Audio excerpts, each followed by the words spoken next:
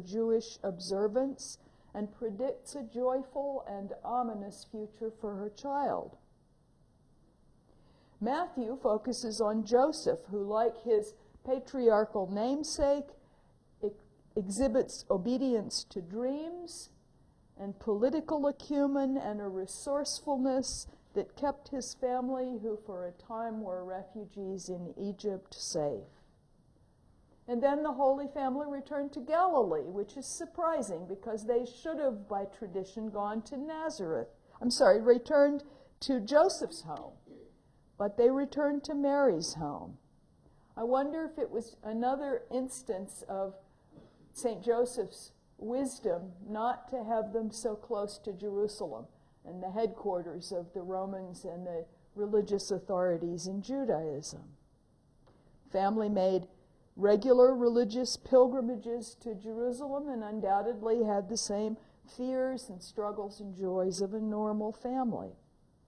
After Jesus leaves home to follow his vocation, John's Gospel introduces Mary at the wedding in Cana, where he does my personal favorite miracle.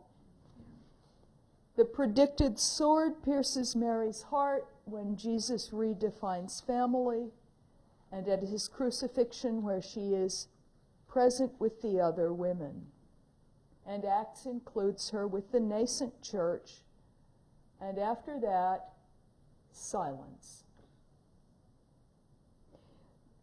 Second century writers, like the Proto-Evangelium of James, attempted to fill in her biography, but in fact, Mary's life is largely in shadow. Hers, wrote Thomas Merton, was the most hidden of sanctities. It's a beautiful turn of phrase, the most hidden of sanctities. And yet, Carol Houselander says it's through the ordinary human life and the things of every hour of every day that union with God comes about. The angel departed from her. Immediately after Mary says, yes, I'll do this incredible thing, I'll surrender completely to God, the heavenly messenger leaves her to face alone the practical consequences of her fiat. We know, as Paul assumed in the second letter to the church at Corinth, that in Jesus all God's promises are a yes. But can Mary have known that?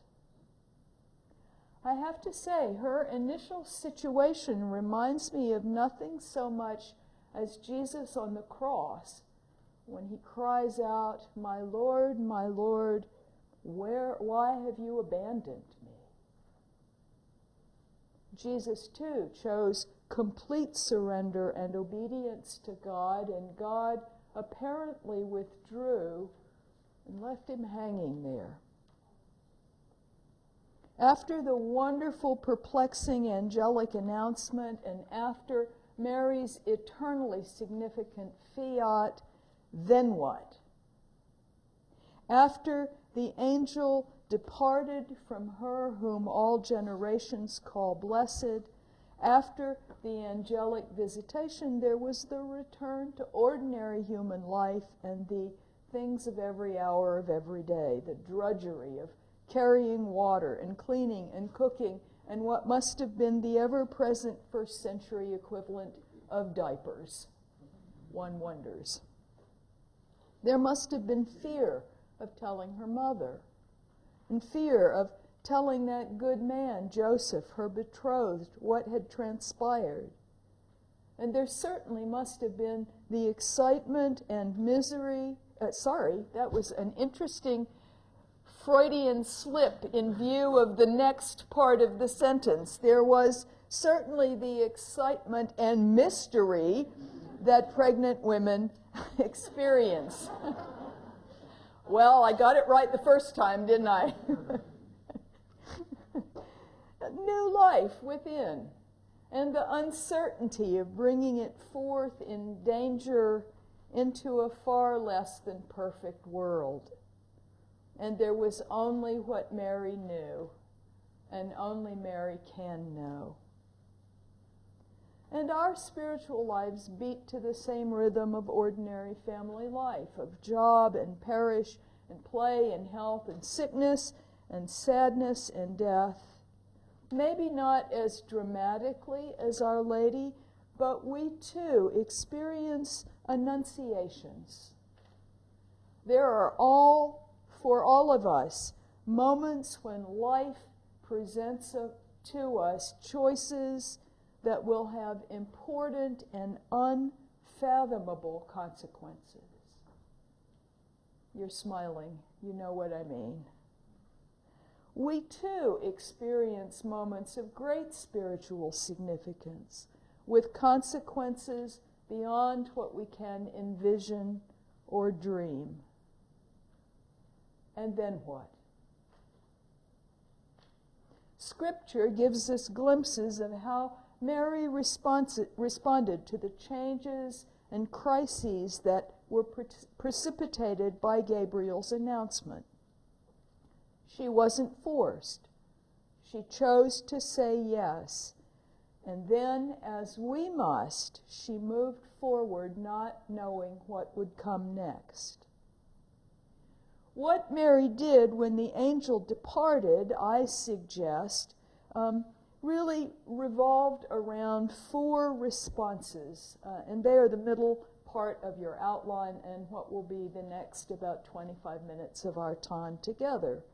She accepted her vulnerability, she sought community, she pondered, and she trusted.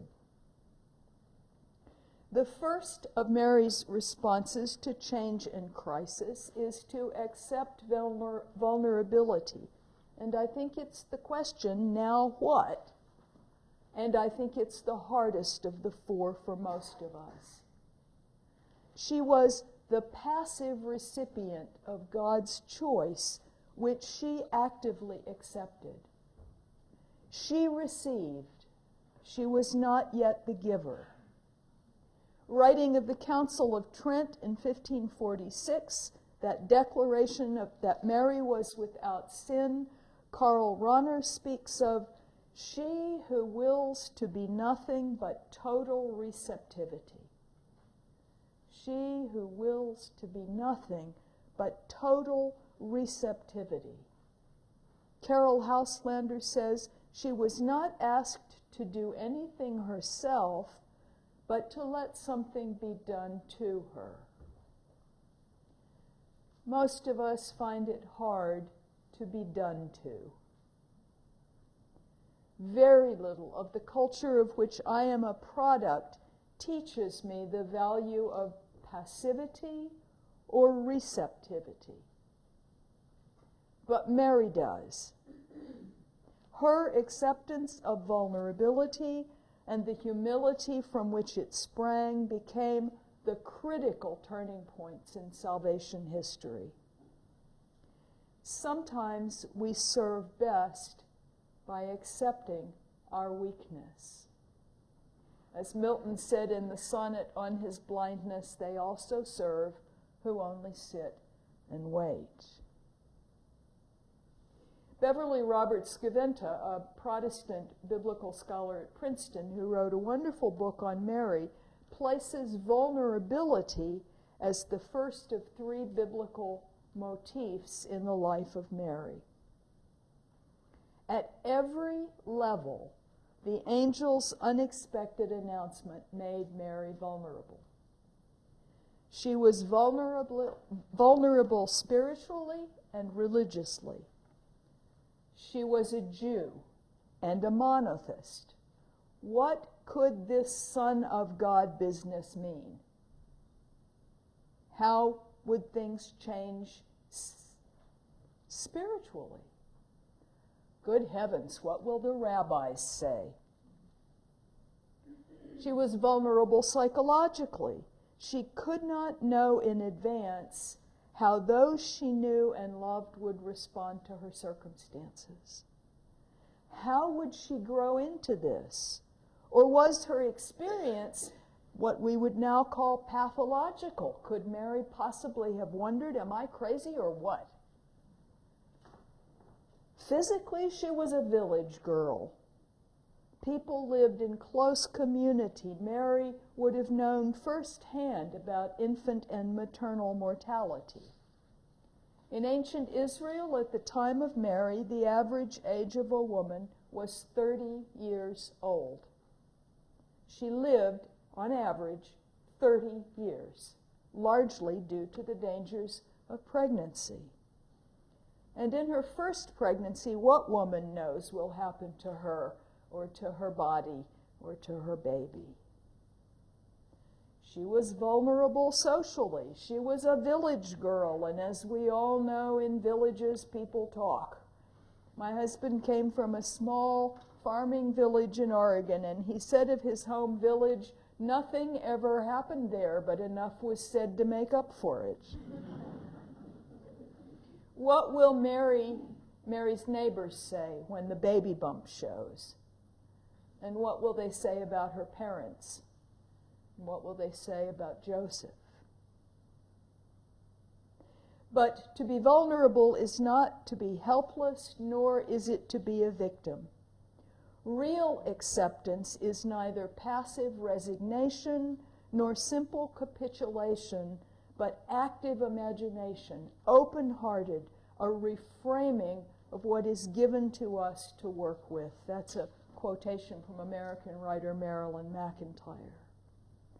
Mary was not forced, she chose, and choice is always an act of strength. She exhibited courage in the face of vulnerability, which is an unavoidable part of what it means to be a creature of God's making. There are certain aspects of Christian life which are of necessity in passive voice. We do not act, we are acted upon. Michael Casey, in his book Strangers to the City, writes, "The spiritual life is not a matter of achievement, but of being the recipient of God's benevolence." The spiritual life is not something we achieve. It is to be the recipient of God's benevolence, and that requires passivity, an expectant openness, which I think is extraordinarily difficult for us. Mostly we want to get busy and do something, because if we do something, that puts us in our own eyes in a position of power. We seem terrified of what we can only learn in weakness and in waiting by accepting our vulnerability. In her vulnerability, Mary, and here I quote Houselander again, was not asked to renounce anything, but to receive an incredible gift. Her vulnerability allowed her, and subsequently us, to receive God's extraordinary gift of Jesus the Christ. Recognition of vulnerability does not make us weak. It makes us humble. And humility makes us open to new ideas, to what comes next. It opens the door to the future. I hope you know the little book called The Book of Joy, which records the conversations between His Holiness the Dalai Lama and Bishop Desmond Tutu. The Dalai Lama suggested in a conversation with Bishop Tutu, if you remain humble, then there is the possibility to keep learning. And he quoted a Tibetan proverb which sounds to me uncannily applicable to Mary. Wisdom is like rainwater. It gathers in low places. It's a pretty good proverb for an arid land. Wisdom is like rainwater. It gathers in low places. Accepting vulnerability facilitates the humility that in practice makes it possible for us, in the face of change, to deepen and grow. And frankly, it also puts us at the mercy of unknowing. So, unless we are intractably foolish, we seek the wise counsel of others. And this is what Mary did next. She sought community. The question was, now who? St. Luke arranges the narrative so that immediately after the Annunciation and the angel departs from her, and now I'm quoting Luke, Mary set out with haste to a Judean town in the hill country, where she entered the house of Zechariah and greeted Elizabeth. Immediately after the angel departed, Mary sought the community of another woman, in this case an older woman and a family member. You remember that in chapter 1, Luke has introduced Zechariah and Elizabeth as the paradigmatically, biblically righteous but childless couple whom Gabriel also visited and announced another unusual pregnancy. I suspect that Mary sought Elizabeth's country not only because she was a relative and righteous and lived blamelessly, now quoting Luke, according to all the commandments and regulations of the Lord, but because she too has an out-of-the-ordinary pregnancy. Post-menopausal Elizabeth, now do the math, is 6 months pregnant. And so she can give Mary practical advice. Mary stays with her 3 months. Got that? Full term. Maybe Mary attended or was nearby when John was born, and then, after some acquaintance with a newborn in her own trimester, Mary heads back down the Jordan Valley, back up the Jordan Valley to Nazareth. Why else would Luke have been so careful to give us the series of dates so that we would figure this out? Lots of women have done this. I like to imagine that the younger Mary went down to Judea and stayed to help her older relative with the ordinary tasks that you have to do when a baby's born. In any case, in her own situation of crisis and change, Mary sought the community of a good, religiously observant older person in similar circumstances. In meeting with Elizabeth, Mary's own experience was confirmed. She received a blessing because of her own trust in God, and I reckon some practical information about pregnancy, childbirth, and newborns. Life is of a piece. It is not partially spiritual and partially physical or bodily. That truth was stated succinctly by Thomas Merton, who said, "A life is either all spiritual or not spiritual at all." So to talk about pregnancy and Mary and childbirth and this wonderful thing that's happening seems to me exactly the right thing to do. Because if we are integrated human beings, our spirituality is unified.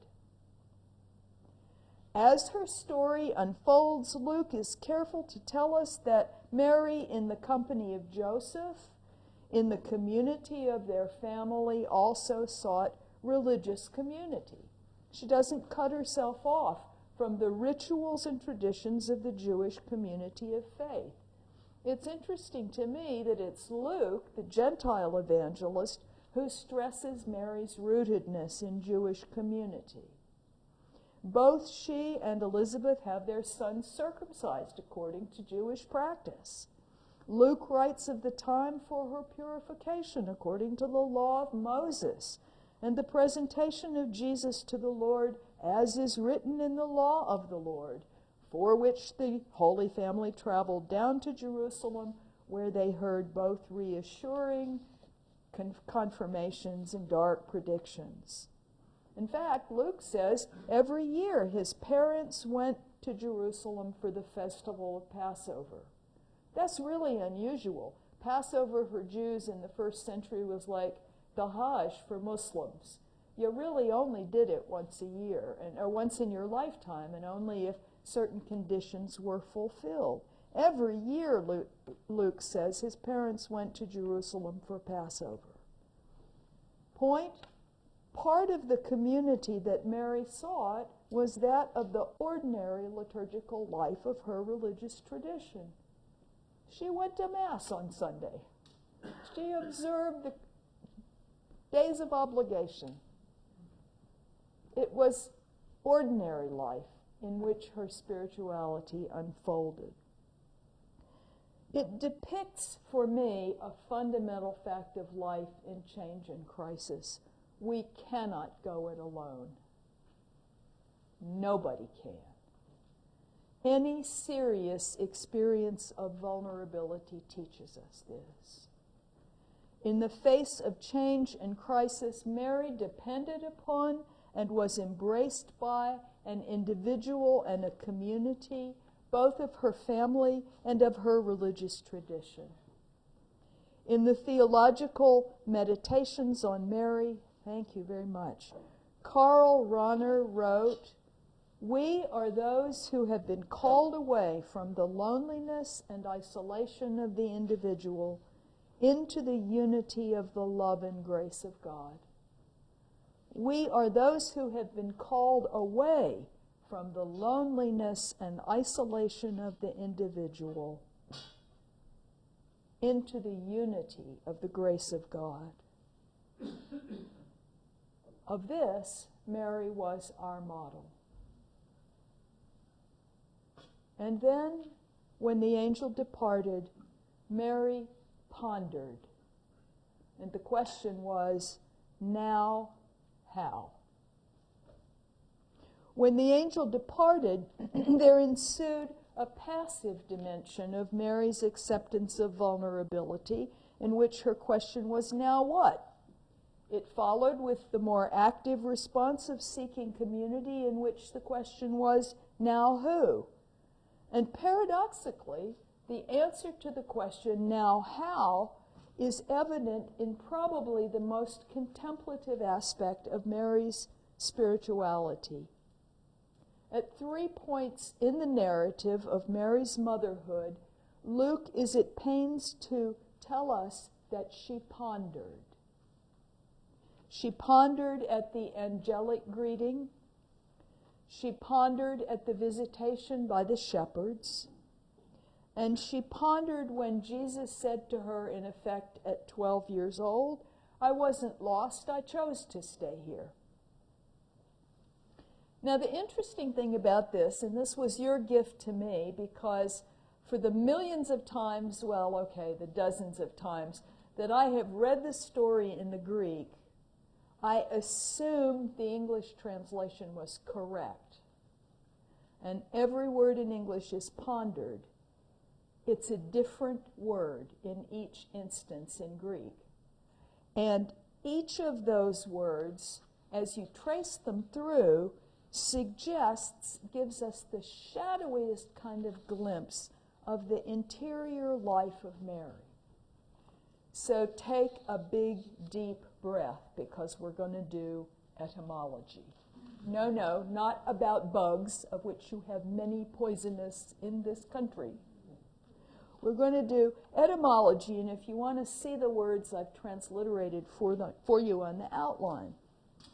When Mary ponders the first time at the greeting of Gabriel, the Greek word is dialogizomai, from which we get the English word dialogue. And it means to discuss, to argue, to reason, to debate. It suggests an intellectual function. Second instance, in response to the shepherd's visit, the Greek is symbalusa. It really literally means to throw two things side by side. Sum means together, balo is to throw. So she puts these things together. It should be translated encounter, confer, or put together for comparison. Is this suggestion then of Luke in changing the word that Mary is pondering the various experiences she has had and compared them as a way of coming to understanding? Are you with me? You're supposed to nod. Or do like this. I'm a teacher. If you do like this, I'll say some more. If you do like this, we'll finish sooner.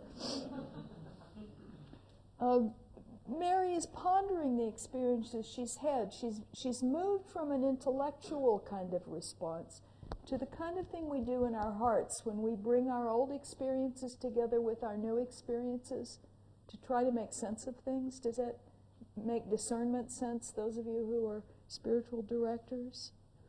And the third word that is translated ponder into English is actually treasured, diaterepo, which describes really, I think, Mary's response to the life of Jesus in Nazareth.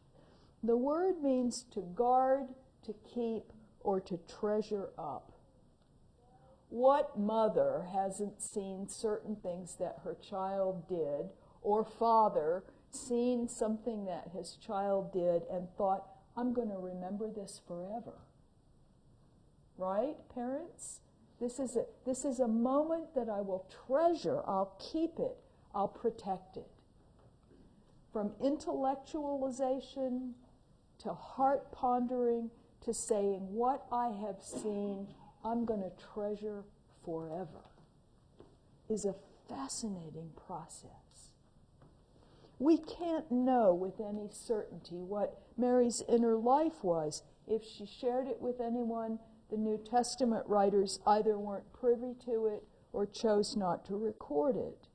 But I think this very subtle etymology in Luke suggests a deepening and a movement of her interior life toward treasuring what it was that had happened to her. All this occurred in the heart, and I could talk for a long time about the heart because it was, in the Greco-Roman world, the center of personhood. Not the center of emotion, but the center of volition and will. The heart was the organ with which people thought and made decisions. It was the inwardness of our personhood in its full spiritual depth. She did all of this in her heart. She doesn't, as Beverly Gaventer writes, wait passively for someone to explain things to her. She takes an active part by thinking, reflecting, and considering. And Professor Gaventa says Mary is initiating Christian contemplation. Maybe we have gotten it wrong. Maybe it is not Mary of Bethany who epitomizes Christian contemplation, but Mary of Nazareth. In response to change and crisis, she ponders before she responds, she reflects on her experiences, and she treasures them in her heart. What Mary bore in her womb, writes Andrew Luth, she ponders in her heart. The mystery of the revelation of the unknowable God in the Incarnation is apprehended in the beholding of the glory seen in the incarnate Word, and Mary is the type of that contemplative wonder and adoration. End of quotation. And finally, did you think we wouldn't get to finally? As the other responses are stripped away, I think the very heart's core of Mary's response to change and crisis was trust. Trust. In our world, we trust practically nobody. Certainly not our governments and religious institutions, much less each other individually. We stagger, I think, mentally to understand trust as the sparkling diamond-hard core of Mary's response to God's invitation.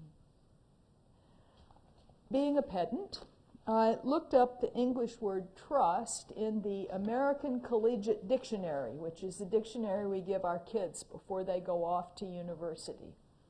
And I was struck because the first three dictionary definitions of trust sound remarkably Mariological to me in context. Number one, assured reliance on the character, ability, strength or truth of someone or something. Tick.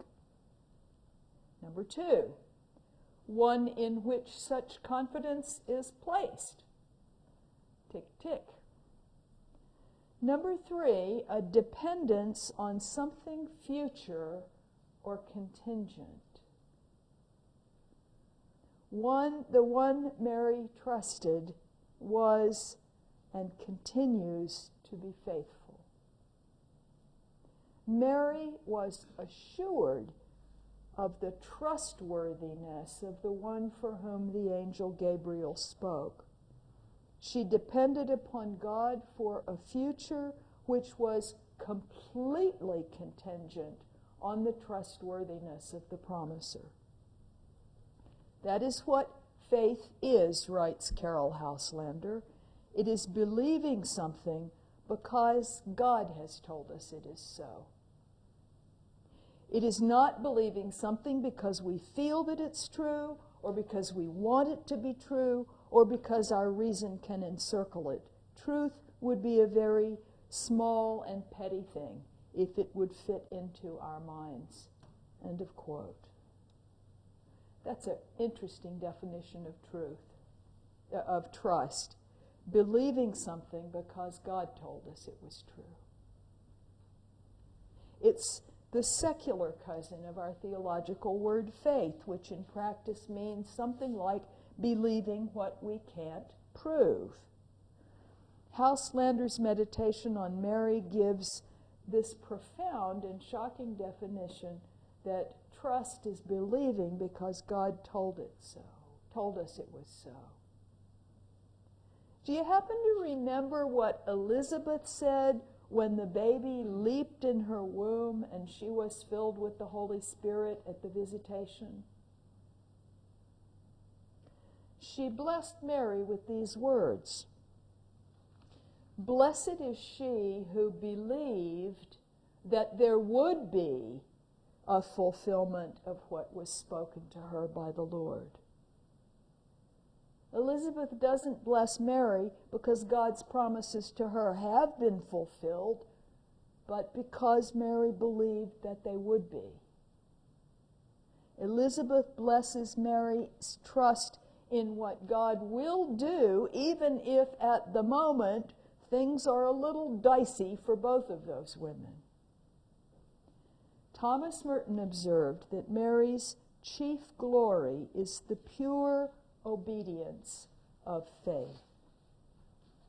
Mary, I suggest to you, is the incarnation of the definition of faith in Hebrews chapter 11. It is the assurance of things hoped for and the conviction of things not seen.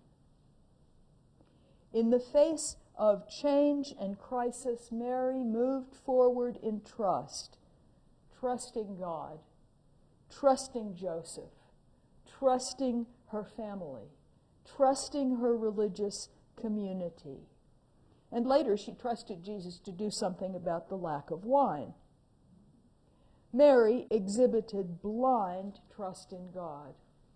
In her book, The Reed of God, Houselander says simply, the remedy for fear is trust in God. And I remind you, she wrote that at the height of the Battle of Britain, when nobody knew what was going to happen. The remedy for fear is trust in God, absolutely true and infinitely easier said than done. Mary stands by and she lives a very eloquent, quiet form of faithfulness. She stands by, not calling attention to herself, simple, not fancy or complex or fashionable or up to the minute, eloquent in the fact that she says almost nothing, and paradoxically in her almost complete silence in the New Testament, Our Lady is one of its most eloquent characters, certainly one of its paradigms of faith and trust. Her sanctity, says Thomas Merton, is the silence in which alone Christ can be heard.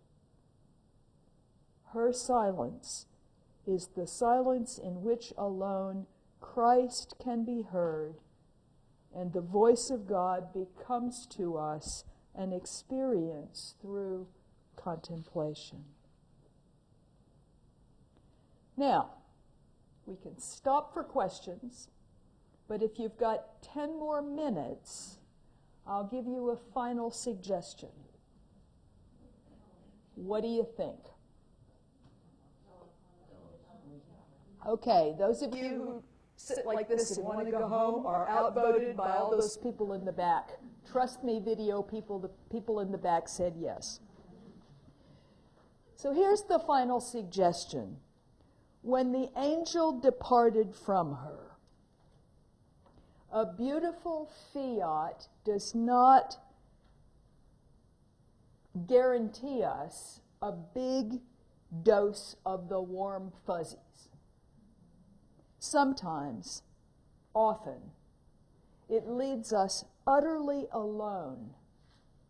And I would suggest that that sense of aloneness is part of the totality of our offering to God.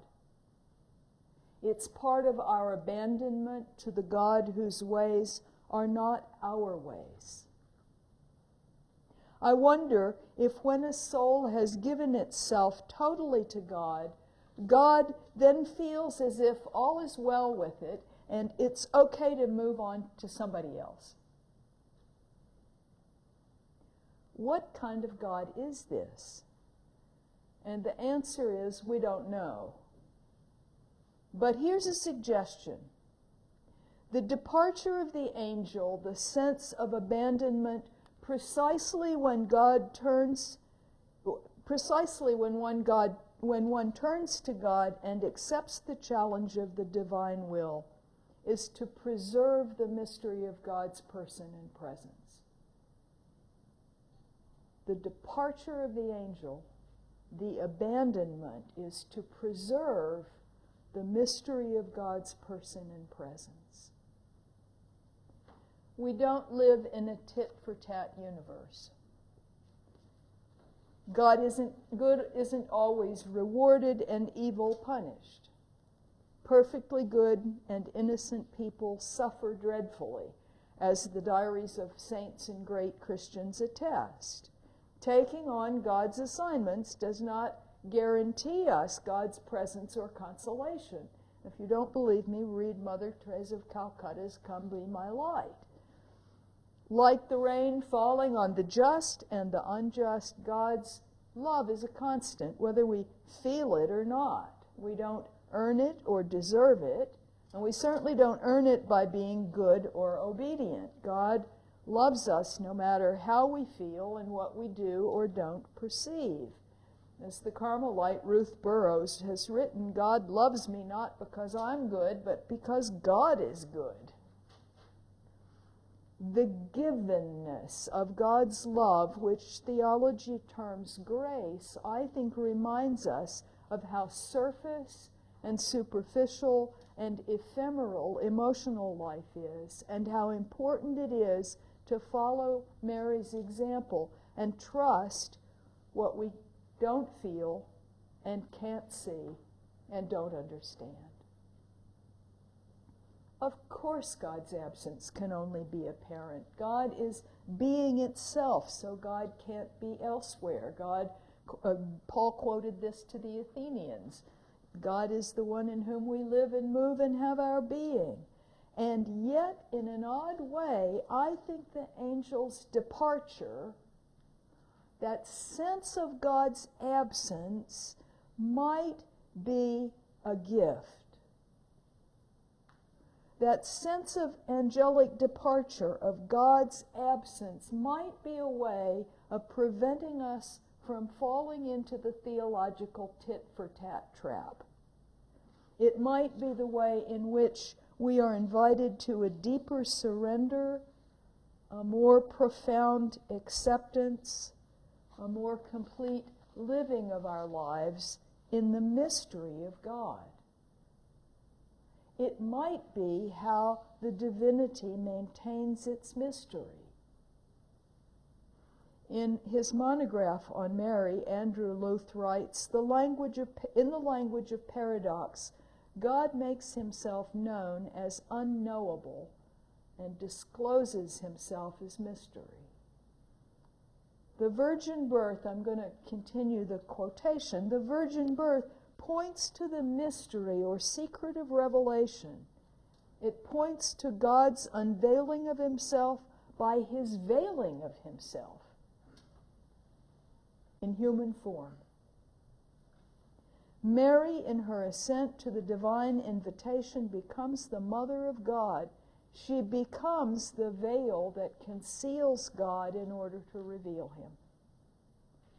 She brings forth for us the secret of revelation and makes possible our access to that secret. Thomas Merton expressed the same idea slightly differently. Mary's sanctity is the silence in which alone Christ can be heard. It is ironic, but our perception of absence may be a byproduct of the incarnation which Mary facilitated. God comes among us to show us how precisely, by becoming fully human, God is so different from us. It is the embrace of our humanity that we so often avoid. Divinity takes it on in order to give it back to us perfected. Mary didn't avoid her humanity. All those fade depictions of Our Lady in filmy nightgowns or the regalia of medieval nobility get it desperately wrong. Mary had her human self. She had her body. She had her very young woman's body, and she offered it, she put all its messy procedures at God's disposal. She said yes, and the angel departed. And the corner of the veil of the mystery, which is the reality of God with us everywhere, was lifted. Just a little bit. And the fullness of time had begun. And the redemption of the whole cosmos had begun. For with God, nothing is impossible. And to paraphrase dear old Elizabeth, blessed are they, blessed are we, who believe there will be a fulfillment of what was spoken to Mary by the Lord.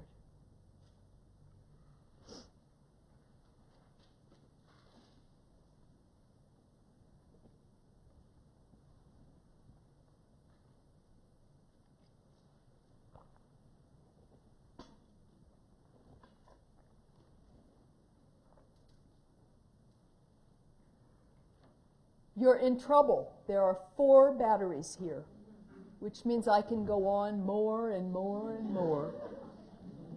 But this would be a good moment. We have some time if you'd like to ask a question or make a comment or object to something.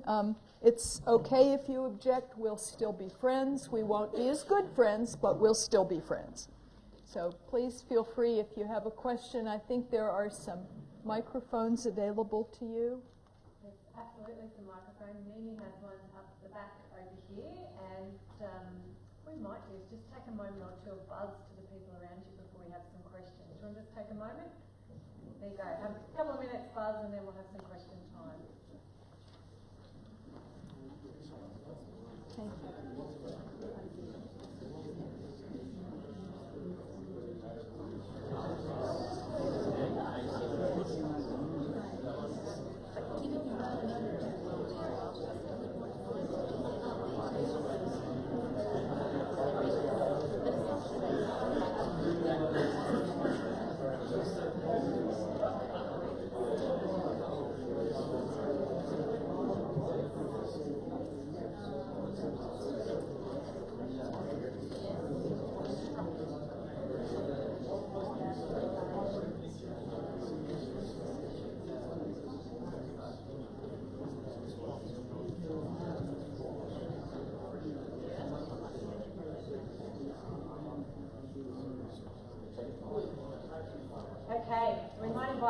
questions. Hello to everybody at home. I understand you lost us for the first 10 or so minutes. I hope you were able to capture the vast majority of Bonnie's talk there.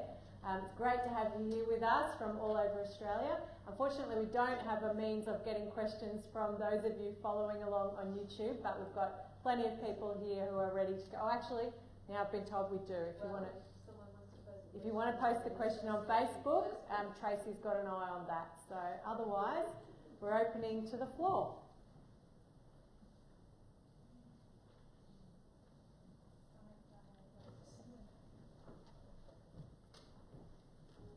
Can I move out? Can I move around, cameraman? Can I move around? A little bit, yeah. Because I don't hear very well. Better for me to get close to you. Thank you so much, Bonnie, for your talk. I thoroughly enjoyed it. You mentioned that if you do the math, we know that Mary was with Elizabeth until she was full term. I remember reading once, or someone told me, that Mary left Elizabeth just before she was to give birth, so that things would happen in the right order, and so that John would be born sort of without Mary there, because Jesus would then need to be baptised. Is that something that... I've never heard it before. It's an interesting theory. That's the best I can say. You know, all I did was the mathematics of the thing. You know, 6 months and 3 months meant that Elizabeth at least was full term with Mary still there. And I spun that a little bit. I'm a little uneasy with the eisegesis that would tell us why Mary did what she did. The text doesn't tell us that. You know, I'm an old pedant. I spent 30 years teaching New Testament and Greek at the university and seminary level, so I was always saying to the students, is it in the text? What does the text say? Blah, blah, blah. It's a fascinating theory, because we know John and Jesus are going to have massive overlap later. And actually, if you read the sermons of John the Baptist in Matthew and Luke, but particularly in Luke, and then you look at the first teachings of Jesus, it's pretty clear Jesus took notes when his cousin was preaching. So there certainly is overlay in that. Thank you. That's a very interesting idea.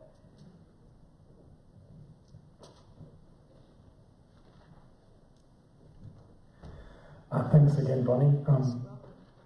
There are many of us in Australia who are struggling at the moment to come to grips with some of our hopes and things that might have been dashed over the weekend, particularly in terms of us being a more kind of compassionate... 2 years ago. I'm right with you, brother. So I was about to say it might be a similar situation there in America, but that dynamic you spoke about in the talk about, you know, accepting vulnerability, seeking community, pondering and trusting, I think is a kind of powerful one in the context of looking at the world. Can you talk a little bit about that? Sure. In our response to those sort of things? Yes, in fact, there was a woman who spoke in the Sydney talk that came up with this same idea. Honestly, I have to tell you, I was trying to address the common crises that we're now facing together. Of course, I didn't know what your political situation was going to be, but I certainly know what ours is. And we are sharing a certain crisis of faith in one another in the church and trust in one another in the church. So what I was really doing was to try to address that in a roundabout kind of way. And it strikes me that these things that I'm suggesting were Mary's responses are in fact responses that will help us in the situation that we're in. We're vulnerable now, and we might as well admit it, and find out what we can learn through that vulnerability. And we can't, whatever's going to happen, we're going to need each other to get through it, right? And if we're wise, we don't act before we ponder. That's, you know, acting is not the first step. We have to think about these things and intellectualize them and bring them into the heart. And, you know, there's a lot of work to be done, I think, before we we act in one way or another. And ultimately, I think we have to trust. This is not the first time that political systems have been messed up in anybody's country. This is certainly not the first crisis the church has faced, or the first bit of corruption. Right? I mean, we've been through it before. What we have to do is, I think, focus on what's really critical, eternal, and enduring, and live like him,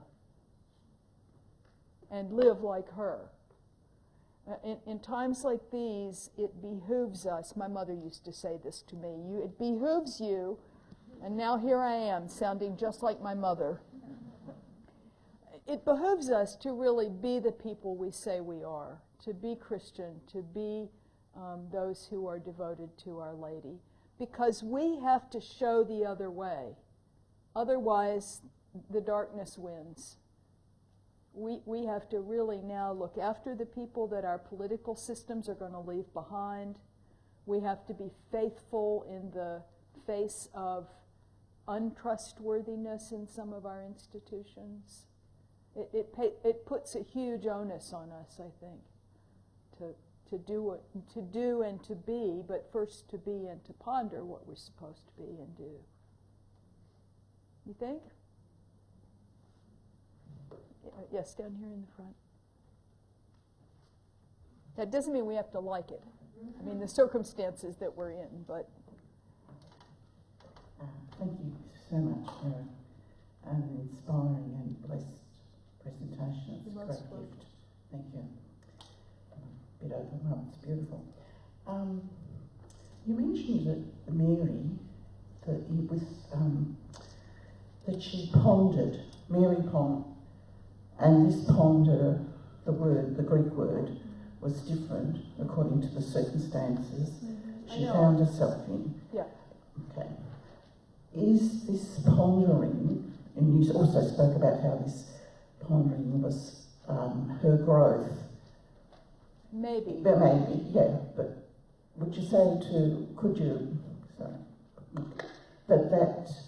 that pondering and that growth is the grace and the trust that came, and the grace and the trust that came from that pondering was part of the incarnation and part of her incarnation as the mother of the Lord. That's very interesting. I think so.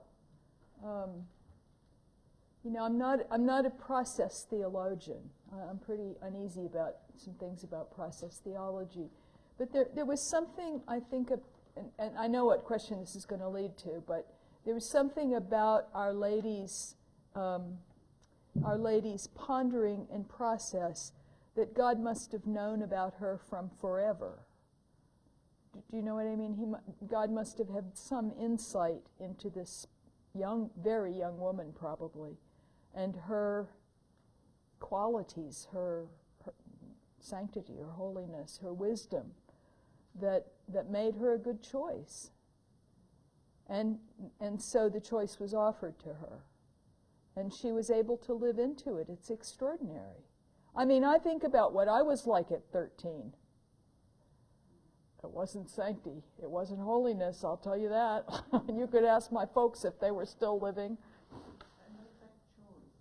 Could you? And that choice and that growth is that Jesus, in Jesus' ministry, that was incarnated in his ministry. I think so. That's a really interesting question. Now we're going to get to a point that I used to argue about with my seminarians. Mark's is the gospel I probably know best, and I used to suggest that we can see in that first gospel the development of Jesus' self-understanding. And interestingly, I think you're probably right that each of these points we could find biblical passages or gospel passages in which we see those same qualities in Jesus. I mean, for sure, if you read the Magnificat and then you go read the Sermon on the Mount in Luke, he got it from Mama. He learned it at his mother's knee. If we can see those, those points in the Magnificat as crucial to the preaching of Jesus, there was a very profound connection between those two people. Profound connection that is mystery to us. We don't see it in essence. We see the byproduct of it, if I can put it that way. Those are very good questions. Thank you. Thank you. Yes, sir. Thank you, Bonnie. Jack, I was privileged to be here. Now, this is more a comment than a question, but I'd like a reaction. At the time of conception, Mary's conception of Jesus, there was no male component, human male component in that conception. It doesn't change one iota of what I believed in my faith about Mary and what you said, but I could believe there was no female component also. Mm-hmm. I'm sorry, I'm not, are you suggesting? So the embryo was completely from God. It's completely from the female. No, there was no male, human male component. Gotcha, I'm with you. And there was no female human component. Oh, well, that's interesting. I don't think we can know. I mean, I'm not, I'm a believer. I'm not a skeptic. I'm willing to accept what minds greater than mine have decided about Mary. And I honestly, to tell you the truth, I don't worry about the biology of it very much. I think there's another way. I don't think it's unimportant, but I think there are other ways to think about it. I know people do worry about it, but however the baby came to be, it came to be in the womb of Mary, and she was his mother, and with all the rights and privileges thereunto pertaining, if I were using legal language. Fair enough? Yeah, I mean, I think that's part of the mystery of how God works for me, and I'm willing to leave that in the realm of mystery. It's believing something because God told us it was true. Now, I hope that doesn't sound fundamentalist to you, because I don't really think I'm an old fundy. But in some things I am, because there are a few things that does seem to me are fundamental to our faith as Christians. But what that might be, you and I might disagree about. Maybe one more quickie, and then, because we need to finish at 8, don't we? Maybe one more quick question or comment? I'm going to suggest we close with gasp prayer. And we're going to sing the Salve together in Latin. So crank it up, guys who haven't thought about Latin for a long time. Okay? Are there any final questions? I've got a comment, but I think it kind of leads to a question. I think I love that that paradigm you've created, or the paradigm you've created for us of vulnerability, community, pondering, and trusting. And I can think of many times in the church history, and even in the life of our Australian church, and the US church, and even our own little association, that actually feels it's a circle. You come around to trust. And from that position of trust, you almost have two parts. You have hubris and confidence, and perhaps overconfidence, or you have a reigniting of vulnerability that leads you into that same pattern again. And for me, I'm reflecting on the times where we've, as a church and as a people, have come to that position of trust and misinterpreted it, and that's often led us into very dark places. Yeah. And also not being trying to keep vulnerability too much at bay leads us to dark places, because then we get reactionary. We try to get ahead of the processes of God to make us feel safe, when sometimes what we need to experience is that lack of safety. Yeah. It's interesting to me, I just was thinking as you said that,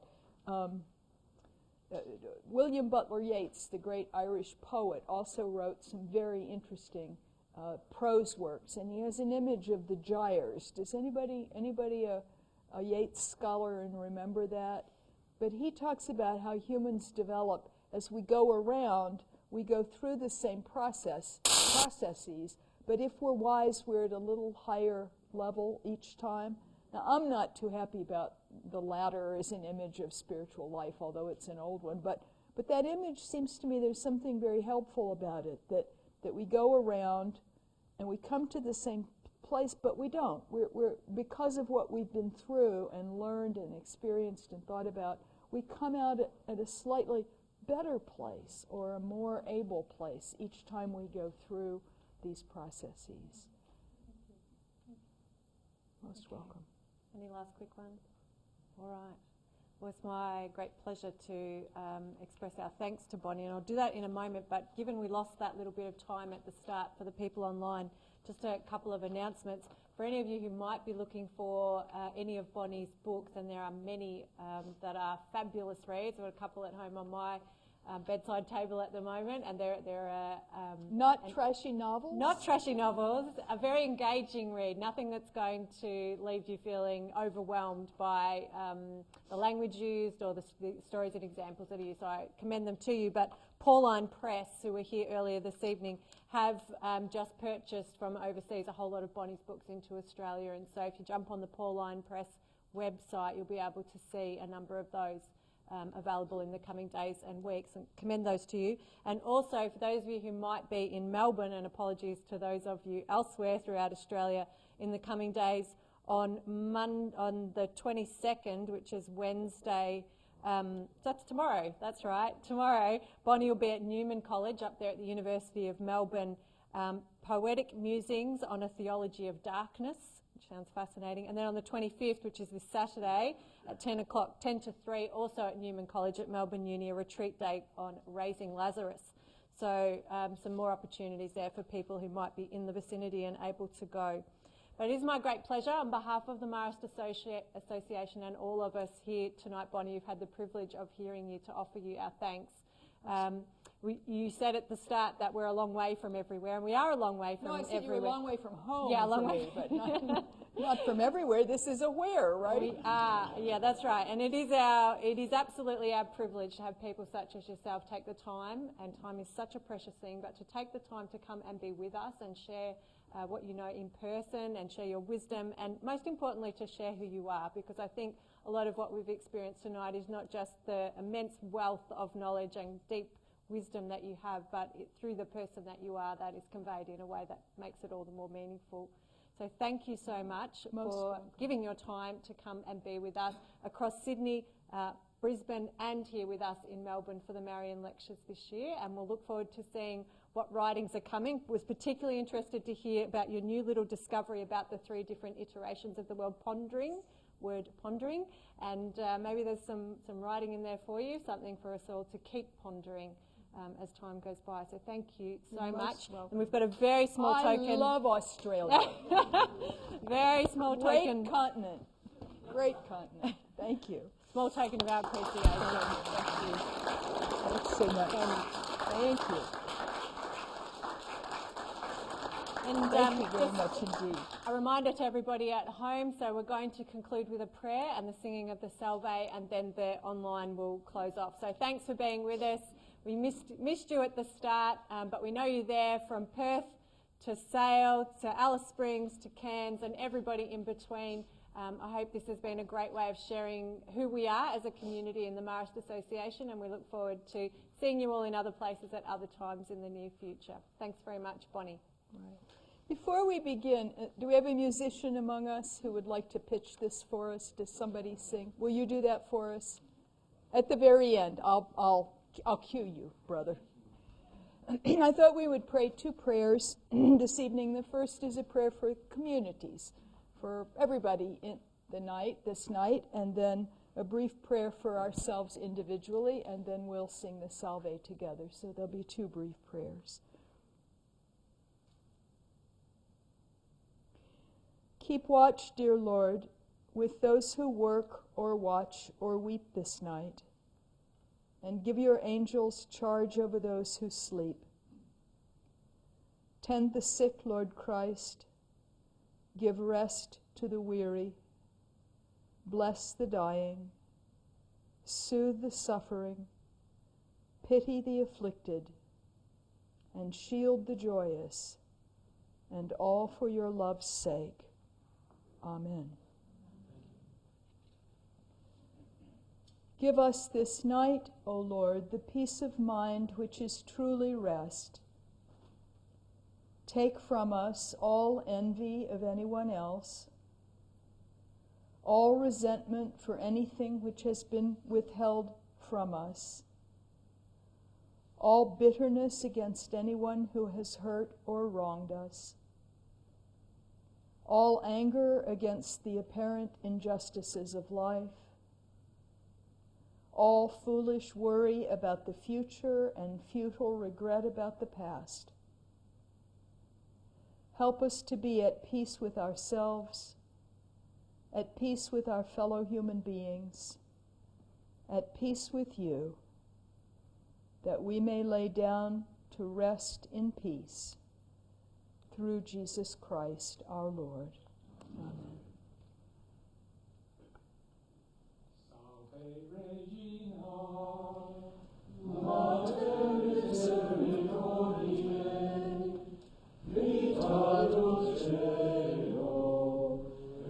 Et